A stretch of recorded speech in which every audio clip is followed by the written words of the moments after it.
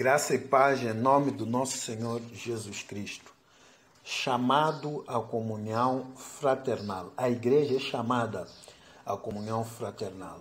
Nosso texto está em 1 Coríntios, capítulo 1, versículos 10 a 25.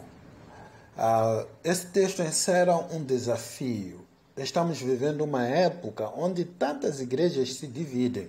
As pessoas não têm mais compromisso com a verdade nem com a aliança de amor. As pessoas afirmam um compromisso e amanhã elas estão desfazendo pura e simplesmente desse compromisso. Dessa inquietação surge o hábito comum do troca-troca de igrejas, membros saltando de uma igreja para outra à procura de uma igreja melhor, de uma igreja perfeita. O apóstolo resolve esta questão levantando algumas questões que vamos tentar responder a partir do próprio texto. Em primeiro lugar, a primeira pergunta que o apóstolo levanta a respeito da igreja de Corinto, que vivia dividida, está Cristo dividido? Essa é uma pergunta que já encontra-se no próprio texto. Ele faz a sua abordagem colocando aos irmãos conforme vem nos versículos. Irmãos, em nome do nosso Senhor Jesus Cristo, suplico a todos que concordem uns com os outros.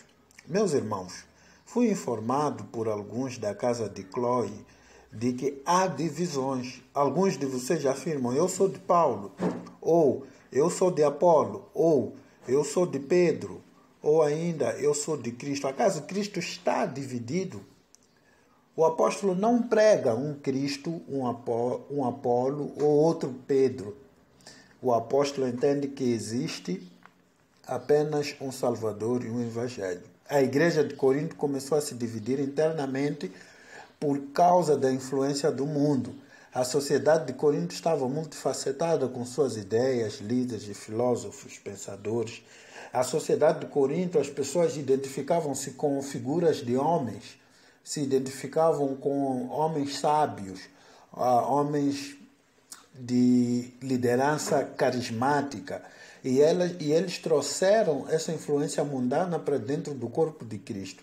Chegando na igreja, eles também escolheram para si homens salientes, visíveis, para com eles se identificarem.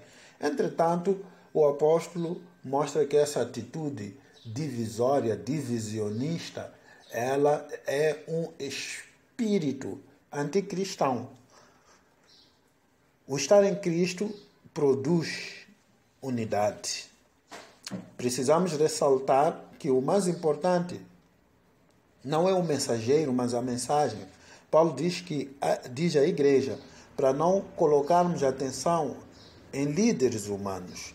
E essa mensagem ainda é tão válida para nós nos nossos dias. O apóstolo avança a segunda ideia que pode ajudar os coríntios a viverem a comunhão fraternal. Foram vocês batizados em nome de Paulo? Dou graças a Deus. Ninguém pode dizer que foi batizado em meu nome, pois Cristo me enviou para pregar o Evangelho. Os coríntios davam uma ênfase exagerada ao batismo, porque o batismo vinculava-lhes as pessoas. Ninguém se torna mais espiritual pelo fato de ter recebido o rito de batismo por qualquer pastor ou ministro que seja. Essa mentalidade é infantil e não está plasmado nas Escrituras. Assim, em vez de honrar a Jesus e promover a unidade da igreja, essas pessoas estavam a exaltar homens e criavam a desunião dentro da igreja. Portanto, o batismo não nos vincula, não nos liga com a pessoa que nos batizou, mas nos vincula com Cristo. Por fim, o apóstolo faz a terceira pergunta. Foi Paulo crucificado por vocês? Pois a mensagem da cruz é loucura para os que estão perecendo, mas para nós que estamos sendo salvos é o poder de Deus. Pois está escrito, destruirei a sabedoria dos sábios e rejeitarei a inteligência dos inteligentes. Onde está o sábio? Onde está o erudito? Onde está o questionador desta era? Acaso não tornou Deus louca a sabedoria deste mundo? Visto que na sabedoria de Deus o mundo não o conheceu por meio da sabedoria humana, agradou a Deus salvar aqueles que creem por meio da loucura da pregação. Os judeus pedem sinais milagrosos, os gregos procuram sabedoria. Nós, porém, pregamos Cristo crucificado, o qual de fato é escândalo para os judeus e loucura para os gentios.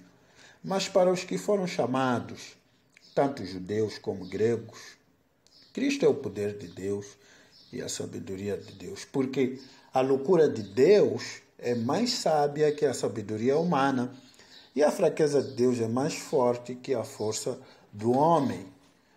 Paulo mostra que os grupos que existiam dentro da igreja olharam para a cruz em perspectivas diferentes. Entretanto, ele diz que nós pregamos a Cristo crucificado, escândalo para os judeus, loucura para os gentios. É esta a mensagem, é Cristo que nos atrai, é Cristo que nos une.